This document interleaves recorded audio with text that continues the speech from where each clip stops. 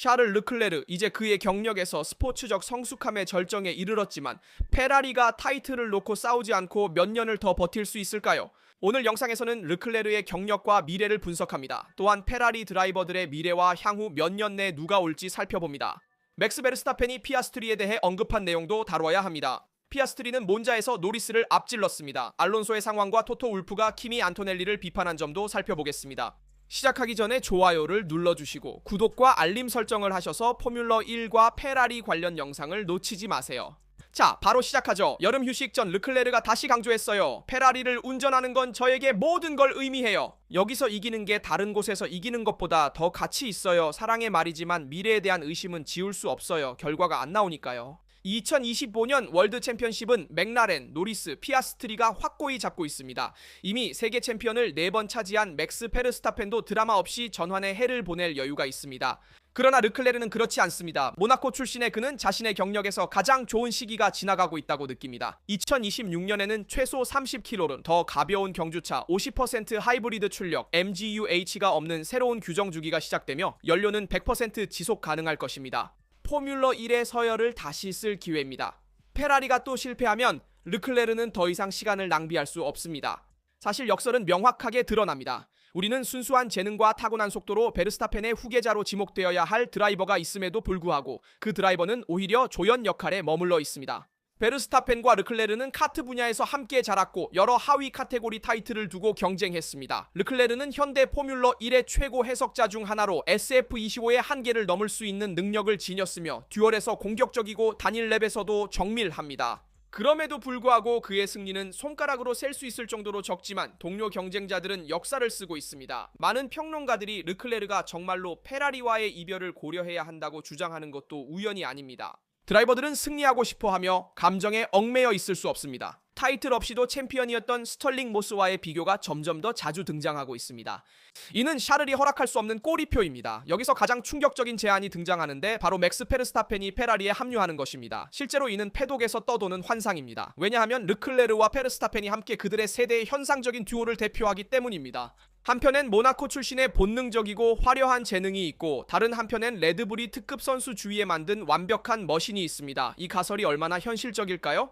레드불은 맥스에게 페라리가 제공하기 어려운 것을 제공합니다. 에스포츠 프로그램 관리부터 뉘르부르크링과 같은 추가 경주까지 베르스타펜은 페라리 GT와 함께 달렸습니다.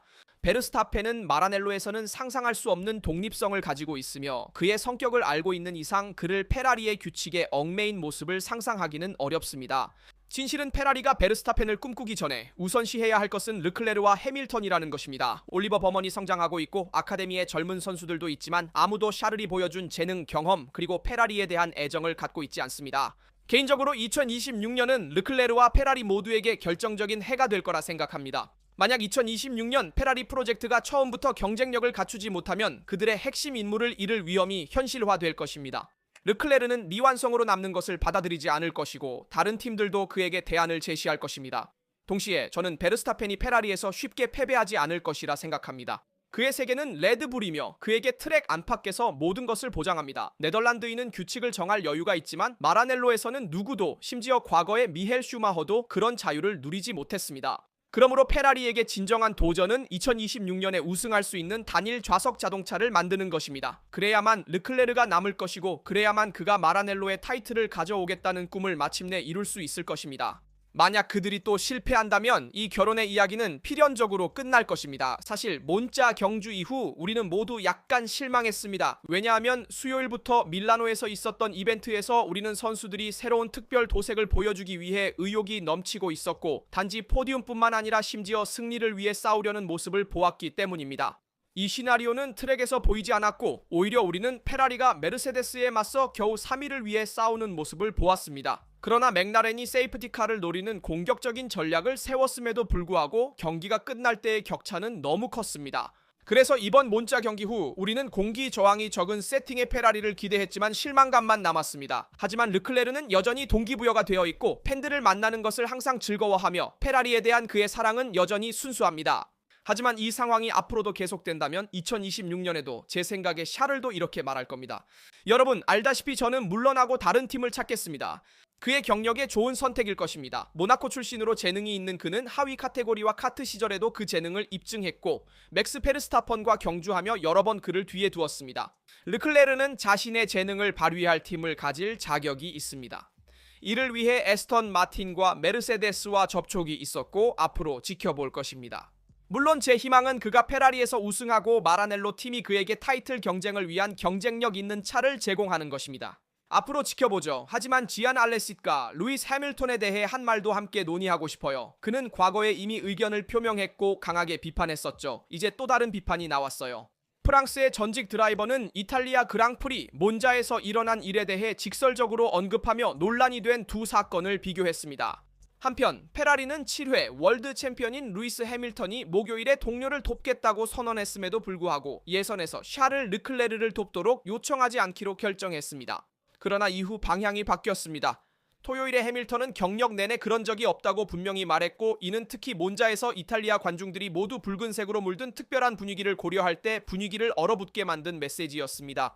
반면에 맥라렌에서는 피트월이 결단력 있게 개입했습니다. 오스카 피아스트리는 피트스톱 중 박스 문제로 잃은 위치를 랜든 호레이스에게 반환해야 했습니다. 오늘날 포뮬러 1에서 가장 강력한 팀으로 자리잡은 워킹팀의 팀 문화가 다시 한번 강조된 선택이었습니다. 일요일에 페라리 451이 T2를 다시 트랙에 올려 팬들을 감동시킨 알레지가 1995년 몬트리올에서 유일한 GP를 우승했던 차로 루이스 해밀턴의 에피소드에 대해 이렇게 언급했습니다. 해밀턴의 태도가 마음에 들지 않았습니다. 그는 정말로 그리고 아마도 예선에서 클레르크를 도와야 했을 것입니다. 그의 발언, 시즌의 흐름 그리고 이탈리아 팬들과의 첫 만남을 고려할 때 많은 사람들이 그것을 기대했습니다. 그리드에서 더 나은 위치가 페라리 경주를 바꾸진 않았겠지만 중요한 제스처가 되었을 겁니다. 이후 렉스 페라리는 맥라렌과 피아스트리 선택에 대해 이야기했습니다. 많은 사람들이 저에게 타이틀 경쟁 중인 드라이버로서 노리스에게 자리를 양보했을지 묻습니다. 대답은 예입니다. 그렇게 했을 겁니다. 왜냐하면 그는 승리 문화를 모든 구성원에게 심어준 팀의 일원이기 때문입니다. 알레시의 이 말은 페라리와 맥라렌의 사고방식 차이를 중요한 지점에서 언급합니다. 해밀턴은 올해 마라넬로에 와서 팀 정신을 약속했지만 증명할 수 있었던 순간인 몬자에서는 뒷걸음질 쳤습니다. 물론 아시아와 함께해도 르클레르가 맥라렌을 위협할 수는 없었겠지만 포뮬러 1에서는 신호가 중요하며 팬들에게 전달된 메시지는 팀보다 자신에게 더 집중하는 드라이버라는 것이었습니다. 반면에 맥라렌은 지속적으로 하나로 단합된 그룹으로 발전하고 있습니다. 그리고 이것은 피아스트리보다는 팀 내부의 분위기에 더욱 유리하게 작용했으며 이는 다음 경기를 위해 결속력을 유지하게 했습니다. 이것이 바로 워킹팀의 비밀입니다. 확실히 해밀턴의 도움으로 상황이 완전히 바뀌지는 않았겠지만 팬들과 페라리에게 제가 팀을 돕기 위해 여기 있다는 신호를 보낼 수 있었을 것입니다. 우리는 7회 세계 챔피언에 대해서 이야기 중입니다. 그는 오랫동안 타이틀을 위해 싸워왔어요. 그래서 세계 챔피언에게 이런 것을 요구하기는 어렵습니다. 분명합니다. 맥스 베르스타펜도 그렇게 안 했을 거라고 했어요. 하지만 팀이 민감한 순간에 있을 때 이런 도움은 큰 신호가 되었을 겁니다. 그렇다면 페라리가 몬자에서 기술적으로 어떤 부분이 부족했나요? 차체와 바닥에서 생성된 공기역학적 다운포스가 충분하지 않았습니다. 네 번째와 여섯 번째 자리는 결과 자체보다는 이 트랙이 이론적으로 유리했기 때문에 맥라렌의 지배적인 위치에서 무언가를 빼앗을 기회였어야 했다는 점에서 씁쓸한 뒷맛을 남깁니다. 놀랍게도 레드불이 다시 주역들 사이에서 선두에 나서면서 페라리가 예상했던 것보다 계층 구조가 더 견고하다는 점을 부각시켰습니다. 그래서 마라넬로는 가벼운 설정과 극단적인 구성을 선택했으며 이는 트랙과 일관된 선택이었습니다. 하지만 맥라렌과 같은 완벽한 차량을 이기려면 자신의 강점 중 하나를 극대화해야 합니다. 문제는 날개를 제거할 때 실제 하중이 바닥에서 나와야 하며 이것이 SF25의 한계입니다. 예선에서는 새로운 타이어가 일부 부족한 점을 보완했지만 페라리는 폴 포지션 경쟁에서 관망제 머물렀습니다. 경주에서는 새로운 소프트 타이어의 추가 그립 없이 중속 구간, 예를 들어 스카리와 파라볼리카에서의 진입과 주행 안정성이 진정한 약점이었습니다. 경주가 시작되고 15, 20바퀴가 경과한 후 타이어의 열 관리가 안정화되었을 때 페라리는 맥라렌에 비해 시속 6, 7km, 레드불에 비해 시속 3, 4km의 이점을 가지고 있었지만 빠른 코너에서는 상대팀에 비해 10, 11km의 속도 차이가 있었습니다. 따라서 초기 단계에서 매 바퀴당 평균 0.25초, 베르스타펜에 비해 매 바퀴당 0.4초의 차이가 있었습니다. 결국 그 격차는 연초에 페라리가 가벼운 설정으로 제대해서 본 것과 매우 유사했습니다. 그래서 제 의견으로는 페라리가 몬자에서 올바른 선택을 했다고 생각합니다. 가벼운 설정이 채 가장 적합했지만 도구가 충분하지 않았습니다. 사실 바닥이 안정적인 다운포스를 생성하지 않으면 몬자는 직선에서는 너그럽지만 빠른 코너에서는 가혹합니다. SF-25는 SF-24와 비슷하게 효율성 문제는 없지만 바닥에서 생성되어 공기 저항을 유발하지 않는 양질의 다운포스 문제를 가지고 있으며 후방 날개로 하중을 얻지 않고도 빠른 구간에서 차체를 안정적으로 고정시킵니다. 결국 이제는 바닥의 진화, 진입 시 안정성, 그리고 특히 빠른 코너에서의 페라리 2026 패키지 개선이 필요합니다. 이것이 페라리의 기술적 비전에 대한 저의 의견입니다. 하지만 바스르가 몬자 그랑프리 이후에 한 이야기는 조금 너무 긍정적이었습니다. 그는 우리가 맥라렌과 4초 차이라고 말했습니다. 페라리가 성공한 것처럼 보이지만 객관적으로는 이탈리아 몬자 그랑프리는 실패였습니다. 왜냐하면 해밀턴을 예선에서 활용하여 르클레르에게 슬립스트림을 제공하거나 아니면 경기에서 다른 전략을 시도했어야 했기 때문입니다. 그러나 페라리의 홈인 몬자에서는 최소한 포디움을 위해 싸워야 했습니다. 그리고 바스토는 격차가 적다고 현실을 왜곡하기로 결심했습니다. 그러나 격차가 이렇게 가까운 상황에서는 0.2초나 0.3초 차이도 랩타임에 큰 영향을 미칩니다. 여름 휴식기 전에는 페라리가 맥라렌에 이어 두 번째로 강력한 팀이라고 생각했지만 지금은 메르세데스 바로 앞에 있는 세 번째 팀으로 자리 잡고 있습니다. 페라리는 기대했던 것보다 적은 포인트를 모았습니다. 물론 현재 컨스트럭터 챔피언십에서는 메르세데스와 경쟁 중이지만 레드불이 컨스트럭터 2위를 놓고 경쟁에 뛰어들 수도 있습니다. 맥스 베르스타펜이 피아스트리의 호레이스 사건에 대해 한 말을 함께 논의하고 싶습니다. 그는 아주 직설적이었습니다. 제가 오스카의 입장이었다면 그렇게 안 했을 겁니다. 맥라렌은 팀워크 문화를 일관되게 유지하는 결정을 내렸습니다. 노리스는 잘못된 피트스톱 전에 앞서 있었기 때문에 그에게 2위 자리를 돌려주기로 결정했습니다. 타이틀을 생각하며 환경을 통합하고 팀원 간 갈등을 줄이는 것이 오늘날 점수를 얻고 내일의 평온함을 보장합니다. 피아스트리는 냉정하고 전문적으로 따랐으며 3포인트를 잃었지만 리더십을 유지하고 속도뿐만 아니라 정치적 신뢰성도 입증했습니다. 팀에게 장기적으로 강력한 메시지입니다. 노리스는 결과를 받아들이고 순위에서 가까워집니다. 그러나 베르스타펜은 자신이라면 그렇게 하지 않았다고 했습니다. 이 대답은 그의 스포츠적 포식자 프로필과 완벽하게 일치합니다. 극도로 경쟁적인 사고방식으로 개인 성과에 우선순위를 두며 자신이 알파 남성임을 아는 상황에서 행동합니다. 역사적으로 맥스는 양보하지 않고 트랙이 결정하도록 요구하는 것이 우연이 아닙니다. 그는 팀 동료에게 트랙에서 위치를 양보한 적이 없습니다. 제 기억으로는 브라질 경기에서 페레즈가 자신의 위치를 원했지만 맥스는 그것을 돌려주지 않았습니다. 그리고 팀에게 그러한 요청을 하지 말라고 했습니다. 제 의견으로는 두 가지 사고방식 모두 옳다고 생각합니다. 한편으로는 팀워크를 중시하는 맥라렌의 사고방식이 있으며 그들의 목표는 내부 환경을 평화롭게 유지하는 것입니다. 피아스트리는 노리스를 불편하게 하지 않고 독이 되는 경쟁을 만들지 않는 것이 더 낫습니다. 그러나 이는 피아스트리가 자신의 힘을 인식하고 있으며 잃어버린 이 점수들이 어차피 챔피언십에 영향을 미치지 않을 것이며 그가 스스로 우승할 수 있다고 생각한다는 것을 의미합니다. 반면에 저도 맥스를 이해해요. 그의 성향이 일관적이고 역설적으로 그 이야기를 강화하기 때문입니다. 페르스타펜을 이기려면 빠르기만 해서는 안 되고 팀의 일치도 필요합니다. 만약 워킹이 이 규율을 유지하면서 파일럿들 간의 상호 신뢰를 해치지 않는다면 몬자의 교환은 빠르게 잊혀질 것입니다. 그러나 만약 이러한 사례가 증가한다면 피아스트리가 잃어버린 세 점이 연말과 내부 관계에서 심각한 문제가 될 수 있습니다. 몇 년 전 루이스 해밀턴에게도 비슷한 일이 있었습니다. 그는 메르세데스에 있었고 팀 동료는 니코 로즈버그였습니다. 해밀턴은 내가 1위로 들어오고 로즈버그가 2위로 오면 팀은 내게 아무 말도 하지 말아야 한다. 컨스트럭터 챔피언십에서는 점수가 동일하게 들어오기 때문입니다. 라고 했습니다. 중간 위치가 있을 경우에는 팀플레이를 할 수 있지만 두 팀 동료가 순위에서 매우 가까운 경우에는 팀은 나에게 아무것도 요구할 수 없습니다.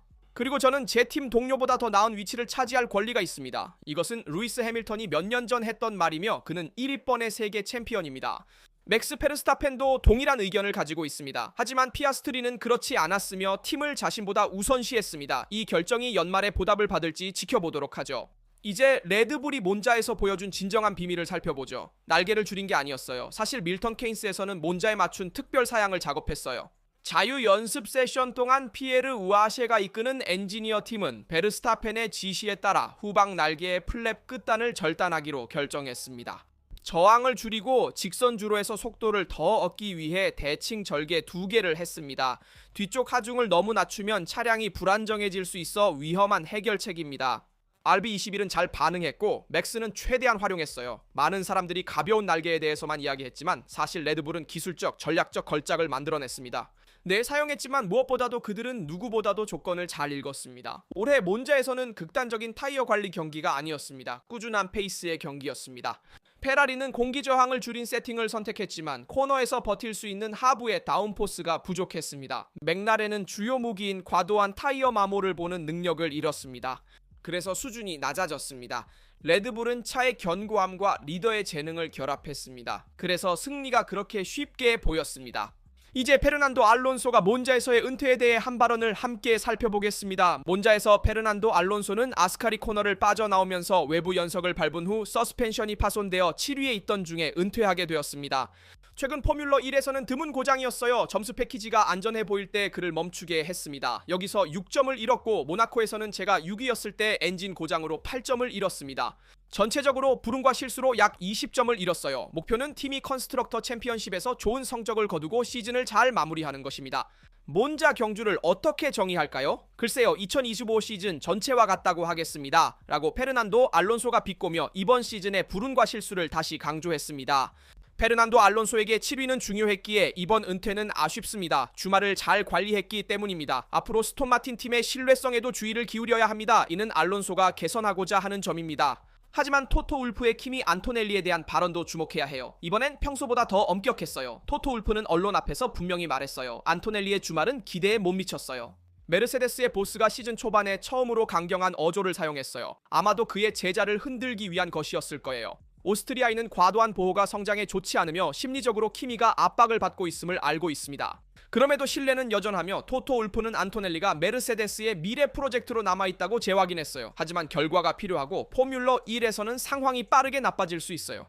과거에 많은 젊은이들이 압박에 눌려 경력에서 기회를 놓쳤어요. 키미가 피해야 할 위험이 바로 이거예요. 그래서 목표는 바쿠에서 키미 안토넬리가 좋은 경기를 펼치고 자신의 가치를 증명하는 거예요. 안토넬리의 문제는 속도가 아니라 압박 관리입니다. 몬자에서 그는 상황이 복잡해질 때 그의 운전이 긴장되고 실수가 늘어난다는 것을 보여주었습니다. 토토 울프가 그를 꾸짖는 것은 잘하는 일입니다. 이는 불신의 행위가 아니라 책임을 부여하려는 시도입니다. 안토넬리가 실수를 줄이고 더 꾸준하게 균형을 되찾을 수 있을지 지켜볼 것입니다. 이는 특히 포뮬러 1 세계에서 생존하고 성장하기 위해 매우 중요합니다. 사실 이번 몬자 주말에 우리가 본 키미의 매우 특별한 점은 처음으로 예선에서 경기보다 더 강한 키미 안토넬리를 보았다는 것입니다. 보통 우리는 경주에서 강한 키미를 보아왔지만 2025년 이탈리아 그랑프리에서 키미 안토넬리는 예선 6위로 출발했습니다. 이는 7월 실버스톤 이후 처음입니다. 그러나 불행히도 키미는 클러치 관리에서 실수를 저질렀습니다. 출발할 때 5위로 떨어졌고 경기가 어려워졌습니다. 그는 가브리엘 보르톨레토 뒤에 위치하게 되어 모든 것이 복잡해졌습니다. 사실 브라질인 사우버는 직선 구간에서 매우 빠르게 달리며 그룹을 막고 안토넬리를 DRS 트레인에 가두었습니다. 메르세데스는 오버컷을 시도하기 위해 스틴트를 연장하기로 결정했습니다. 문제는 키미가 보르톨레토 앞에 나서긴 했지만 하드 타이어로는 더 이상 감각을 찾지 못했다는 것입니다. 여전히 후방 불안정성으로 고생하며 리듬을 잃었습니다. 이번 주말에 실수가 몇 가지 있었습니다. FPU를 건너뛰면서 경주 페이스 시험과 셋업 변경 테스트를 못한 것이 불리하게 작용했어요. 어쨌든 키미가 파추 이후로 리듬을 되찾을 수 있을지 지켜보겠습니다. 영상에서 다룬 모든 주제에 대한 여러분의 의견을 댓글로 알려주세요. 항상 좋아요 눌러주시고 구독과 알림 설정하여 포뮬러 1과 페라리 관련 영상 놓치지 마세요. 여기 라스트로에서 전해드렸습니다. 다음 영상에서 뵐게요.